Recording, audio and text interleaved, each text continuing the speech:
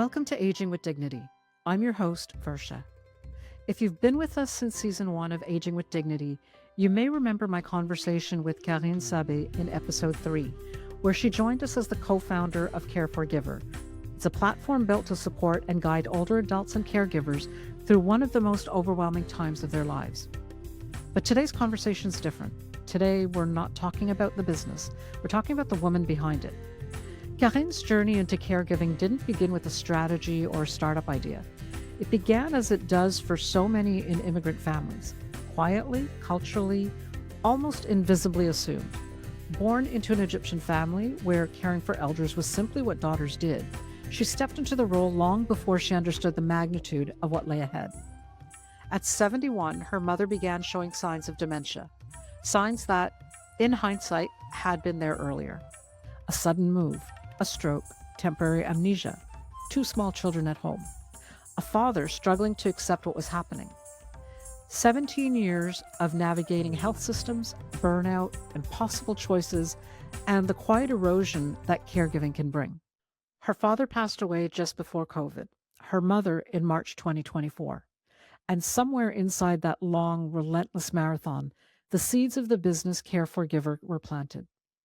Today, we visit again with Karine, not as an entrepreneur, but as a daughter, a mother, a woman who gave her prime years to caregiving and who is now asking herself the same question so many of us quietly hold. What happens when the caregiver finally has to care for herself? Let's begin. Karine, welcome back. I appreciate you joining us again on Aging with Dignity, this time to share your personal journey around aging and elder care. Before we talk about the systems or services, I want to start with you. You grew up in an immigrant Egyptian family where caregiving was assumed. When did you first realize what felt normal culturally was actually becoming more of a defining role in your adult life? Uh, I think it's you go through the motions in life, right? We were raised with the family all around us. Um, my mother is was a wonderful caregiver herself to her family, her sisters. We took care of my grandmother. My grandmother grew. I grew up with my grandmother present, and it was the family, the sisters that took care of her. So it just seemed very normal. So I can't really say when it actually felt it was, this was it. It was just part of what we do. I helped in taking care of my grandmother as well as I got older. You know, being there, supporting my mom, taking care of her as well till her final days. Um, and it was just a normal thing. There was no one point in time. We just fall into It, it, I th- guess. it makes sense, doesn't it? Because in our cultures, I come from a South Asian Indian background. You just watch your parents doing it, and it becomes second nature for you to do it when our turn comes, doesn't it? It does. Um, your mother's stroke happened just 1 week after selling the family home, if I understand correctly, and it was a move that I understand she really deeply resisted. Looking back now, do you see that moment as a true beginning of your journey with her? And if so, what did that week feel like inside of your body and in your heart when you're going through that? So definitely when we decided to sell the house, it wasn't something my mother wanted to do. So I think that's the key thing. She was resistant. We live in an environment where my aunt was across the street, my grandmother was a block down, my other aunt was, down the street. So everybody was together, and my father wanting to sell the house meant that she was being uprooted and taken away from her family. And that was a shock to her. So for her to finally agree to sell, it was a big thing. And when we put the house up for sale, within within a week it was sold, Wow. and within 3 months they had to leave the house. So it was a shock factor. So Yeah. for me, that move probably, I would say, was the realization. It wasn't when I started the caregiving, because if I look back, I did a lot of that before, but that point was when I realized, like, oh boy, we're I need to be more involved. I need to be conscious of. my time with them, because it has to be more, it has to be uh, carefully looked at, make sure, all the checks and balances are done. Whereas before I was in and out helping, but it was part of our natural way of being as a family. So that move Let's was ta really. yeah, sorry to cut you. Let's take a step back. Can we understand a little bit more about what led to the selling of the home? I understand that it happened very quickly. Was there already some sort of decline that you saw happening that was sort of uh, the stimulus for your father to say, "Let's move," or was it something totally unrelated to health and aging?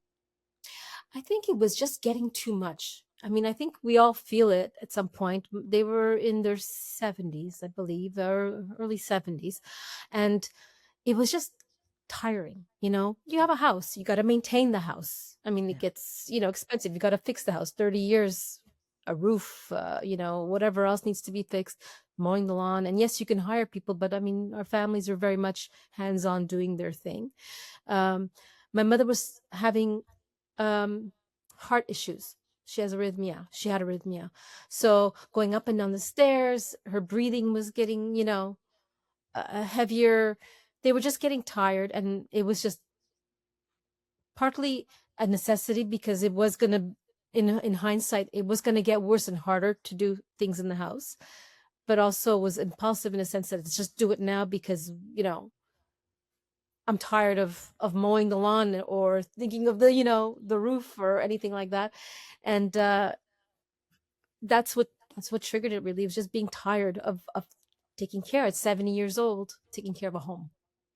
It's interesting. So they were probably looking forward to what was happening, what they anticipated happening, and so this was a proactive step that they took, um, and yet it was not easy, right? It was not an easy decision. However, the fact that they moved so quickly to moving towards saying yes, let's sell it, they certainly embraced the idea once they came to that point. So that's interesting that even though they'd been in their home for, I don't know, 20, 30, 40 years, once that penny drops that okay, it's time to move.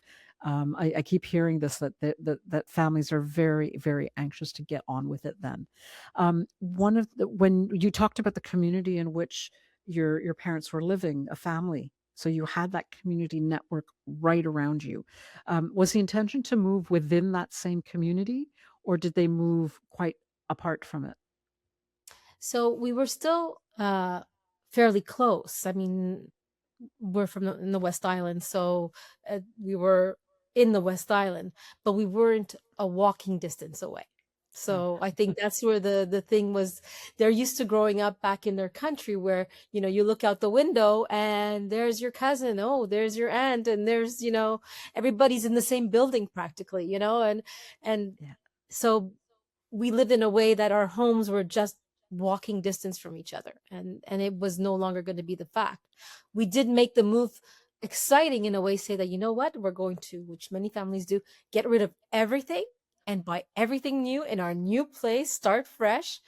yeah, But you know what, the the key thing I learned from that, and I preach all the time to whoever I talk to, is that there's two sides. There's the logical, the rational side where everything makes sense and you're gung ho, but the emotional side we often don't deal with very well because we deny it. We don't acknowledge it as easily. Like, it's going to have an impact. It will have an impact no matter what. absolutely. It's even if you're excited to move, there's a It part of you that is sad, attached. It's a loss. and it's change. Right? And we know as humans, we hate change. We certainly hate it when it's forced on us. So Yeah. at least your parents were in a position where they made the choice by themselves for themselves. But talking about impact, you were probably in your late 30s. You had two small children at the time when all of this was going on. Yes. When your role as caregiver really started to take hold, I guess. Can you paint a picture of what that typical day of yours would have looked like in those years? And where were you pulled the hardest as a daughter, as a mother, as a wife? Um, I was My children were 5 and 3 at the time. So fairly young. My daughter was starting kindergarten, Wow. my son in preschool. Yeah. I'm a bit of a, I would say, helicopter mom. So I'm very hovering over my children. I was very present when my daughter started kindergarten. I was in an emotional whirlwind, excuse, because I'm not used to having her, dropping her off and having her gone for the full day, and she had to adapt. She wasn't used to being without mom. So emotionally, I was torn, and then I was starting to see some physical signs from that as well. And at the same time, my mom had a stroke from her move Oh, a week after she moved into her condo. Exactly from Saturday to Saturday morning, I get the call. And my dad tells me my mom is weird. She doesn't. She's confused. She doesn't know what's going on.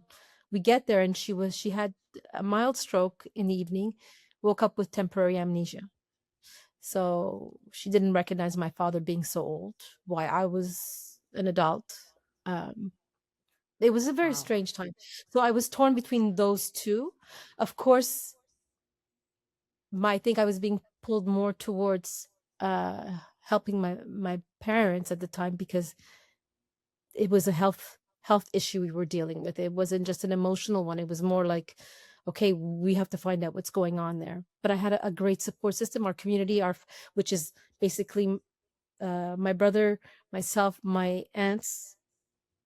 Uh, we pulled together and everybody helped out, which was a good thing. It was a lifesaver.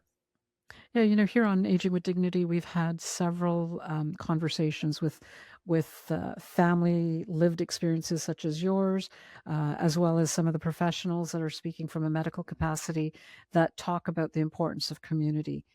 You were very blessed that you had your community around you, primarily family, but they were right around you and able and willing to participate in it. So they were engaged, and that's amazing that you were able to construct that. Actually, your parents constructed that when they started, early in their life here. Um, as there's part of the story that so they made their decision to move, which was a choice that we're not in crisis mode. Yet very quickly after that, you had to shift. It wasn't just as you said about supporting them emotionally, but it was about the medical reality of what your mom was going through.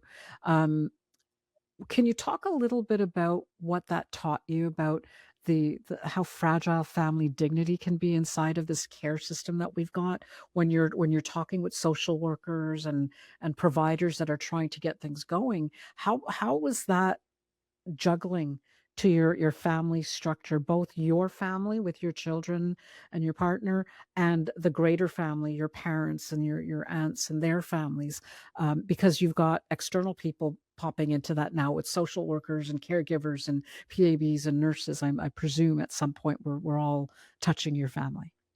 Yeah. We're very hands-on, and as a caregiver to my parents and as a caregiver by nature, uh, there's a certain loss of control when you have other people coming in, even if they are medical professionals, right? And what I found my biggest challenge was the people understanding our family dynamics. Like, when there's a way, even just in language and communication, the way I speak to my mom, uh, is communicate in French with her. Our French is still not the same French as ever, you would get anywhere else because it's just the way we talk, the words we use, whether they're right or wrong. We just have a way of communicating. I find that was a bit of challenge because if they would talk directly to them, it's not always understood properly. They understood, but it's just Yeah. the way the communication was an issue. The loss of control, because once you get into the system, you don't know what you're allowed and not allowed to do, to Mm. ask for.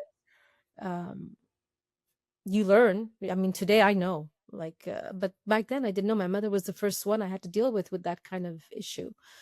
And then there's the whole question of um, how much do you tell your parents of what's really going on? And um, because you don't want them to stress, you want to make sure they feel okay. but then you don't want to take it lightly either. It's the whole.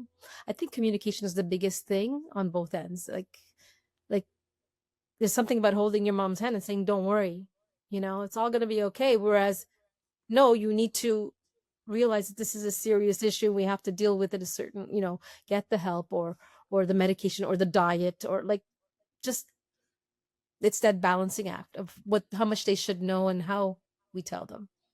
That's a really good point, Kahin. It's something that the caregivers that are in the family grapple with, because now in addition to becoming the care provider where you're taking care of their direct needs, you're also a gatekeeper between the medical profession and your loved one. So, um, it, and I think it's harder when you're the adult child as opposed to a spouse. A spouse taking care of another spouse, you're still on an equal footing of a sense. Now with an adult child and the parents, there's a role reversal, right? Hmm. That adult child is taking on the role of what do I protect my mother or my father from, which is very different. We have to learn and adapt to that. And there's and of course there's the flip side of that, the parents who want to know everything, Yeah. and maybe cannot handle knowing everything once they do, right? So we're all learning, because not because we can read about it, but there's no handbook for this. And each family's situation is going to be different because it's so determined by the people that are involved.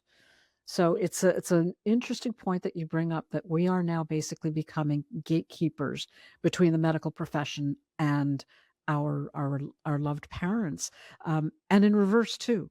So one of the things that I've commented on, and I've spoken with many of my friends, that as our parents age, and I didn't have to, but I chose to do it for both mom and dad, was I ended up developing or building up a medical Bible of medications and treatments for each of them. What was working, what didn't work, what did they have reactions to, how long they were on certain medications before we switched it up, what gave them constipation, what gave them diarrhea, right? All of these things that if we had the luxury of having one medical practitioner from the start to the end, we wouldn't have to do that.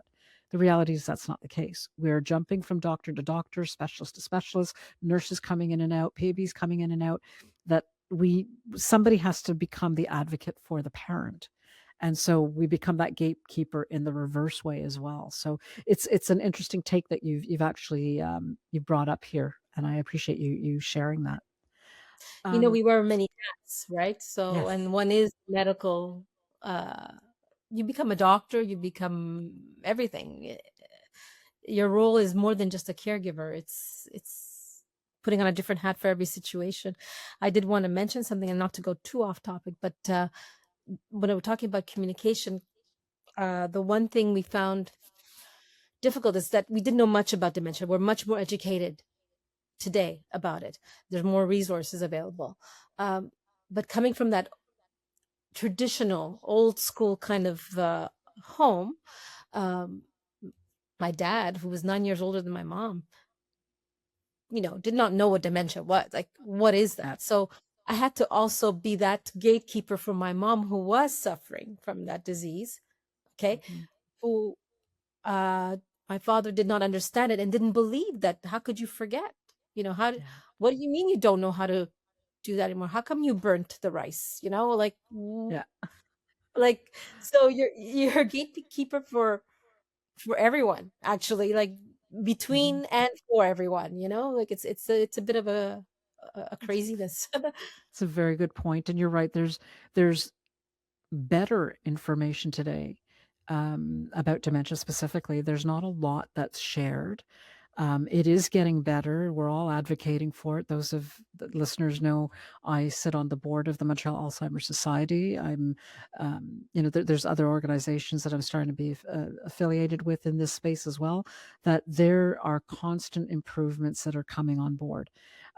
It's just not getting into the hands of the patients, right? So the number of cases where our situation, but even others who have shared with me that they were in the doctor's office, they got the prognosis that whoever is now diagnosed with Alzheimer's or some form of dementia, and then you're left to go home, right? Yeah. Unlike cancer, which was in this space 30, 40 years ago, has evolved to the point where you get the diagnosis, and at the same time, you are then given, okay, here's some pamphlets, here's the process you're going to go through, here are the specialists you need to meet with, and you're given an opportunity to ask questions.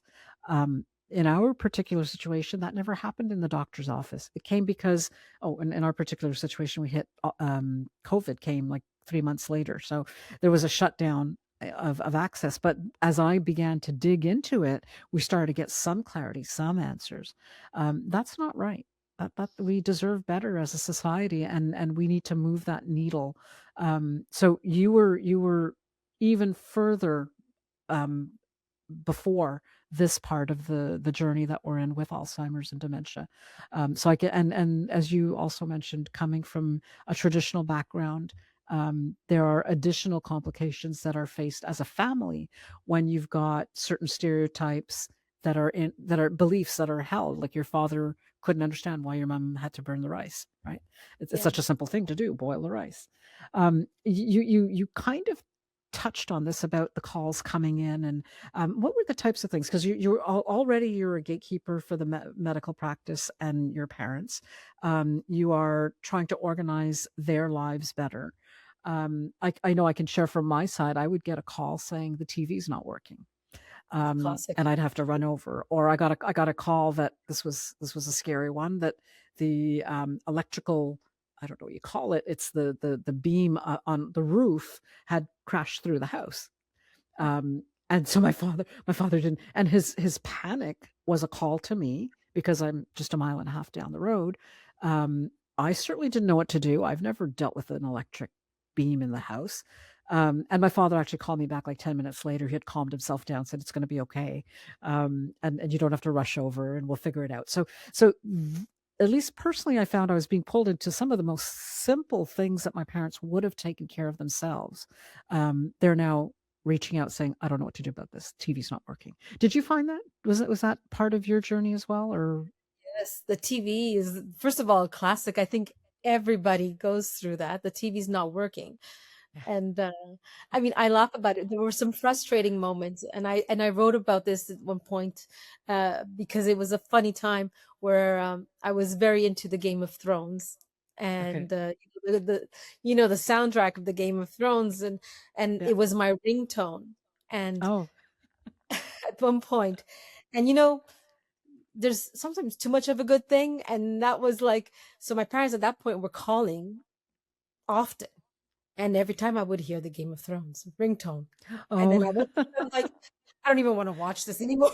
It's like, turn everything off. I realized the TV, the series would start, and I would hear the intro music, and I'd pick up my phone, you know, and it was Yeah. actually I was watching the show. It's because I was so conditioned. And but yes, the phone calls for the TV, the phone calls are like, when are you coming over? It's 2 a.m. Oh, Like yeah. there's the sundowning, and Mm, you reverse your days and your nights. uh Father had, let's say, had an appointment at 2 in the afternoon. At 7 a.m. I get the call, I'm ready. yeah. Like, Yeah. really? No, no, I'm ready. You're gonna come pick. It's like, not now, not now. So it's that managing of their time, their idea of timing. They don't know sometimes, and so we deal with that. Yeah. Medication S- reminders and all that. So all of these roles that you're playing, the hats that we're wearing, um, did you ever feel burnt out? Oh, yes. Um, you know what it is, and that's my interpretation of it, and what I went through is it's it's fatigue, right? You're not sleeping enough because you're constantly thinking, your mind is going. You're what I call is, you're in fight or flight mode. So are you actually feeling burnt out? I think the burnt out happened to me after everything was done, because I was able to let my guards down. Because when you're in fight or flight, you're constantly just thinking of survival, going and doing and doing and doing. You're exhausted. but then you only feel it after the fact. And that's what happened to me. It was the burnout happened after. Yeah, I have to agree that was me too. It happened after. When dad passed, I had to pivot onto mom. And then I had another 8 months of caring for mom. So I was in that mode the entire time. It was actually, mom passed in the middle of August, and my real meltdown happened in November of 25. So it was a year to the day of my dad's passing, and that's when I had my meltdown. And, sorry. And, it's, I never use those words for myself. I still don't really call it a burnout. But I did melt down. I was, doing some volunteer work and found myself at every turn crying, um, and couldn't understand why. And then it took about a week of introspection and just trying to question myself, going, "Well, why is this happening to me? What's happening? This is wrong." And being exhausted and realizing that I didn't have to do things the way I was. I was in the throes of managing my parents' estate and, overwhelmed by that as well. And that's when I kinda went, "Oh, okay, I don't have to do everything right now. It can wait." And so it took me, pretty much until January to really get um, that regular rhythm back, to be able to say, okay, there's a proper cadence at which we need to operate at, finding the sleep that we need, finding the socialization that we need, finding that we making sure that we eat properly, that we exercise properly. All of these started to come back in once that realization happened. So it's an interesting play. Some people have it pointed out to them, which I think is actually really good. So if you see somebody that is in the throes of burning out, try and pull them aside, try and be able to caution them what's coming, because we need to be strong enough to keep going. And Yes. if we succumb to burning out, you're out of commission for a while. So, yeah, I think it's interesting how we all have these coping mechanisms, Mhm. and hopefully they get us through more than we need to. Um, and you had it with both of your parents as well, if I understand. Your father, was it after the move that you lost your father? No, actually, symmetry. My father died in 2019, so it was way after. Oh, I okay. So yeah. had a good, I over 15, 17 years taking care Oh, of. that's wonderful. Wonderful. So It's so they made that wonderful, transition. That's fantastic. Yeah. and then from that transition to another transition, and so on. Actually, this month is my mother's 2 year passing. Okay. So yeah, and I went from my dad to my mom, and that lasted a few years, and I still have not had my meltdown. Okay. Well, I hope you find a healthy way to have it. Um, Yes. there, and I'm going to say this because I know you've got your two children who are probably young adults now. Um, they've been watching and learning every step of the way, right? And I'm sure it's in your mind as being part of that sandwich generation that what what are what are you passing on to your children? Not only in terms of caregiving, but I'm sure you're thinking, I don't want to be a burden on them. So how can I avoid that? So and I know this from talking to so many people that this is a natural headspace. So one of the things is how do you don't have to have a meltdown, but you need to come to terms with the grief, the loss, and the fact that it's part of a cycle, and focus on what's beautiful and what we have here in this life, because it is the one that we know and that we live here. So I hope you have an easy time, not having a meltdown, but having an understanding of the journey that you're on. Um, you talk about still a few years away.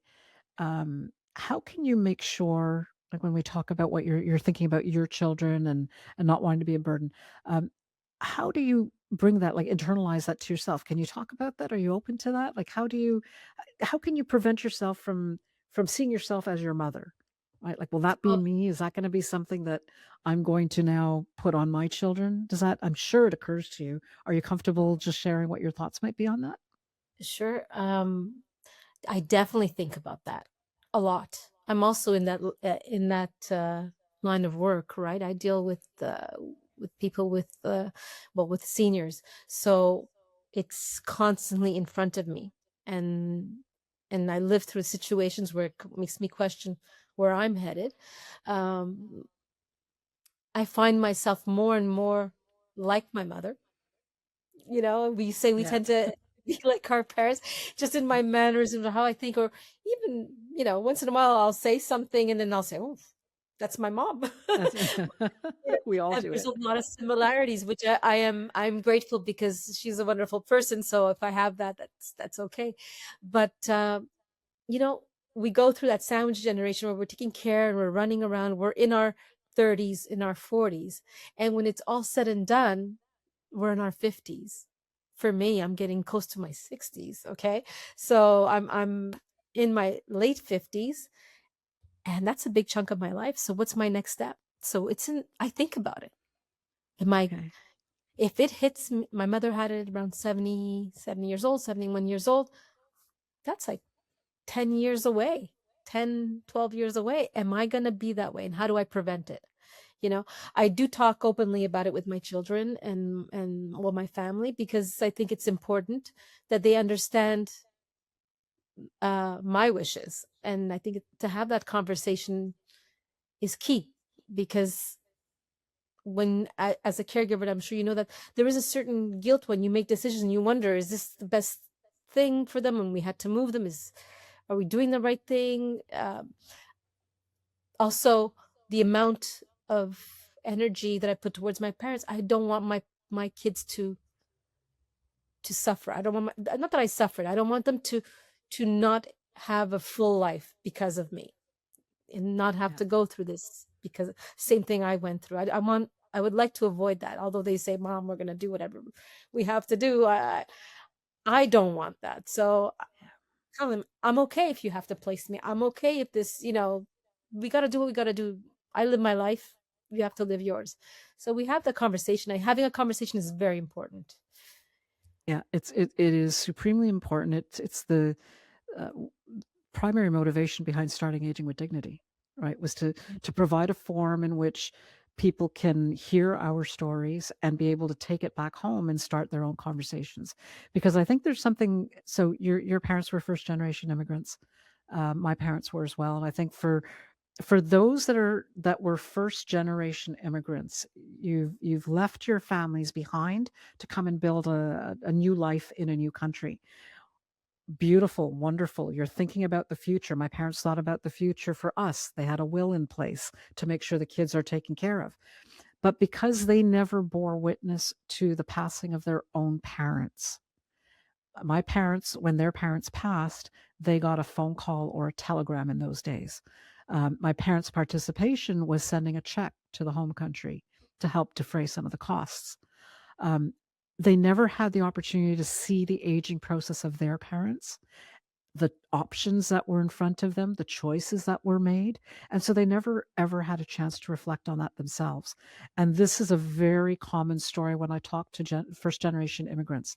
Your story is different from your mother's because you're already talking about it with your children because you've lived it with your parents here, which had your parents stayed in Egypt, they would have lived it like generations before. This would have been passed on because you see it around you all the time. When we move to a new country, we don't have that network. And you had something of a community, but you didn't have the generational reflections with you. So it's really interesting. I know you're thinking about it, but you're also living it differently. You're having the conversations, you're preparing them, you're preparing yourself. You're also saying, what am I going to choose should I be in that situation? And I know that the timelines are different because it's healthier here. We live healthier. We live longer. We've got good clean air, good clean water. So we don't necessarily degenerate as quickly as our parents did. But it has to happen at some point, right? So what does that look like? And you're already giving that some thought. You mentioned that this is your business, and I'm glad you brought that up because you are, as I've said earlier, a returning guest to Aging with Dignity, where we had you come on. You're actually in our season one, right at the top. I think you were like the third. I think it was the third episode. So I thank you for that participation. You co-founded Care for Giver. Um, and that was after years of living in this experience with your parents. If you're honest, was that business really coming from the strategy of grief or survival? If you thought of it that way. Um, that's a really good question, for sure, and making me reflect. I think it's it's not grief. I think it's determination Mm, to help others to understand what their options are, how to deal with it. Uh, yes, provide the care, but also to just, you know, we learn we learn from our life experiences, and we can teach others so that they don't have to start where we started off, so that we're always ahead of the game, right? And the whole idea is to give back as much as you can.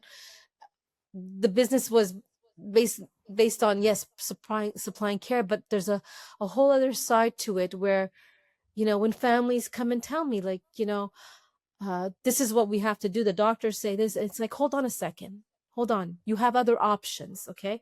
And it's maybe it's part of my s- fight or flight survival mode, whatever. I have to pass on this information, say, no, you cannot, do not do not let others make a decision for you. You have options, know your options. I actually spoke recently in front of a group about, I called it dig your well before you're thirsty, and it's all about just getting prepared, plan, yeah, you know uh we don't know, we tend to deal with things when we're in crisis mode. That's human nature. We don't want to think, and I believe that you need to plan, be proactive, know your options. Doesn't mean you're going to need them. You just need to know. And that's part of my mission. So it's advocating, dealing with what I live through, and providing that information for people to be those steps ahead where I was when I began. it's beautiful You what you've built, and you're continuing to build. And yes, you're a giver, definitely, and you're through Care for Giver are supporting so many families as well. As Thank you. as we wrap up, one final question for you, Karine. Um, as if you were to talk to the women that are listening, the women who are in the thick of caregiving, if you could offer them some advice, having gone through this full journey yourself, what would you have them remember about themselves as they go through this process? you know I think everybody's going to tell you, you got to take time for self-care. It's easier said than done, right? You got to take time to, care for yourself so you can take care of them. It's easier said than done. I say you go with the flow. You need that one person, whether it's family, friend, or even a stranger, that you can vent to, talk to. Because I told my kids ever since they were small, when you say the words out loud, I'm tired, I'm fed up, I'm sad, I'm angry, I'm frustrated, or I'm just, I don't know, uh, you're almost liberating yourself a little, and that's all you can do, is sometimes just give yourself a little bit of liberation, breathing room to just say it, throw it out there, and have somebody else just listen and say, you know what, you don't need my advice. You need just someone present to say, I heard you, and that's okay. So self-care is not always about, going to the spa or taking a respite. It's just about being able to voice what you're feeling. We tend to, as women, bottle a lot of emotions, right? And as caregivers, we don't want Absolutely. to burden others. So sometimes it's good to be able to just say it, and just talk. Beautiful words. Thank you very much. Karine, thank you so much. Thank you for trusting us with your story. Thank you for taking us behind the scenes, behind the strength, behind the competence, and into that quiet, relentless, unseen years that so many caregivers live but rarely articulate. 17 years, prime Yes. years. These were years that you were raising your children while slowly, quietly saying goodbye to your mother. You were advocating inside the system, sometimes supporting, sometimes threatening.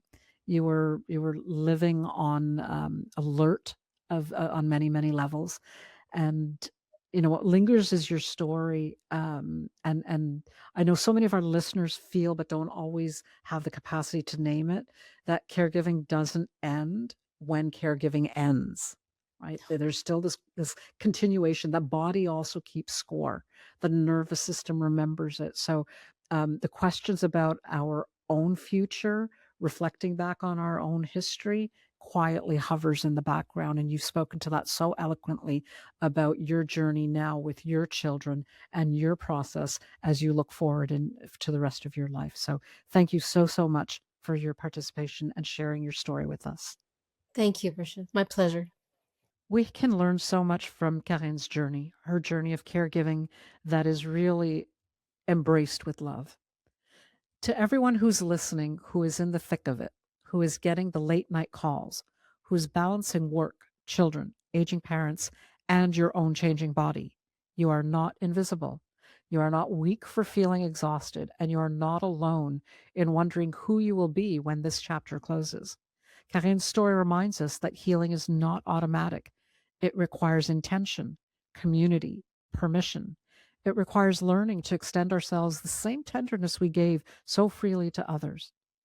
As always, I ask if this episode sparked something for you, please share it with your family, your friends, or anyone you care about. And don't forget to hit like and subscribe to this podcast if you're enjoying what you hear. Thank you for listening in and sharing your time with me. And please join me each week for new insights into aging with dignity. Until next time, reminding us all to age gracefully and live vibrantly. Everything you've heard today, just real talk. It's just our personal stories, experiences, and honest opinions. This podcast isn't providing legal, medical, financial, or therapeutic advice. And no, listening doesn't make me or my guests your lawyer, doctor, financial advisor, or therapist. The guests and I are here to share stories, spark ideas, and hopefully give you something to think about. When it comes to the big decisions, make sure you do your homework or check in with the experts who know your situation best. We're here to keep the conversation going. You're the one in the driver's seat.